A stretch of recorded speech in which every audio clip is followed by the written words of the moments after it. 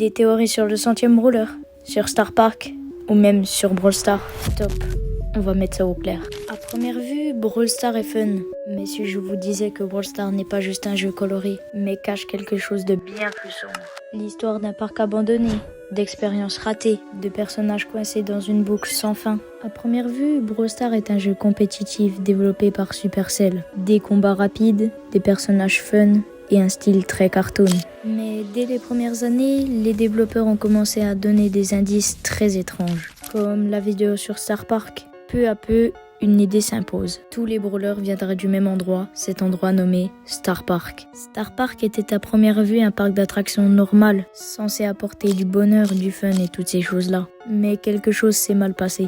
Le parc aurait exploité une source d'énergie mystérieuse, les gemmes violettes. Ces gemmes auraient été à l'origine de pouvoirs d'avoir rendu fou des brawlers comme Nita ou Léon. Tout employé, mascotte, visiteur ayant été en contact avec cette gemme aurait perdu peu à peu leur humanité ou même leur mémoire. Le parc aurait soudainement fermé, mais les créations, elles, continuent encore. Une question revient souvent, pourquoi les brawlers se battent-ils en boucle ?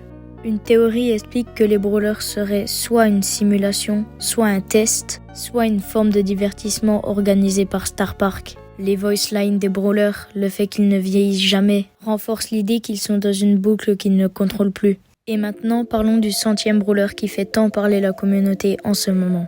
Vous commencez à savoir que Brawl Stars ne fait rien au hasard. Dans beaucoup de jeux, le chiffre 100 est symbolique et dans Brawl Stars aussi. Le 100e brawler ne sera pas juste un nouveau personnage.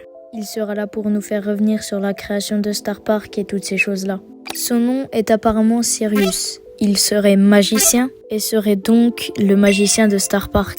Mais ça, c'est la théorie la plus fun.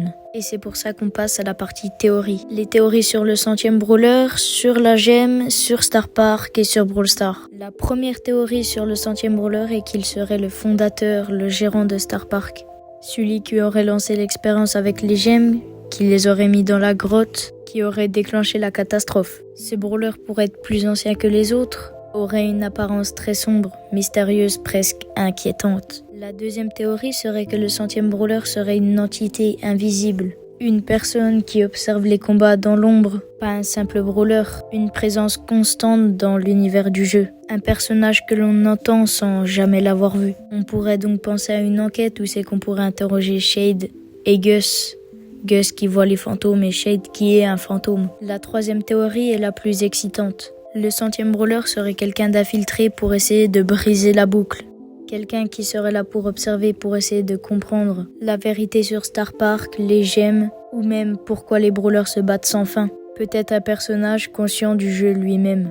Les théories sur Star Park, il y en a des milliers, mais parlons déjà de celle des caméras de surveillance. Déjà, il faut savoir qu'apparemment derrière ces caméras, ce serait Gaël. Son travail serait de regarder toutes les caméras de sécurité et noter un rapport sur toutes les choses qu'il se passe. Et la première chose qu'il voit, c'est que Dynamite fait péter quelque chose dans la mine. Il découvre les fameuses gemmes violettes. Et c'est là que commencent les problèmes. Déjà, on voit que ce qu'il note est moins cool qu'avant. Mais ça, c'est le moins grave. Car la scène d'après se déroule dans le restaurant de Bull. On y voit Dynamite devenu complètement fou avec les gemmes, en prenant peur, s'en allant, en laissant une gemme sur le comptoir. Bull en prenait une et devenu fou également. La scène d'après, on y voit Léon et Nita. Léon prenait la gemme de Bull et débloqua le pouvoir de l'invisibilité. Et Nita se transforma en ours. Et après, c'est au tour de Poco et tous les autres brawlers. Mais avant cette vidéo avec les caméras de surveillance, il y a eu la présentation de Star Park avec la version humanoïde, où l'on peut y voir quelqu'un présenter Star Park, mais aussi des brawlers comme Barley ou l'ours de Nita.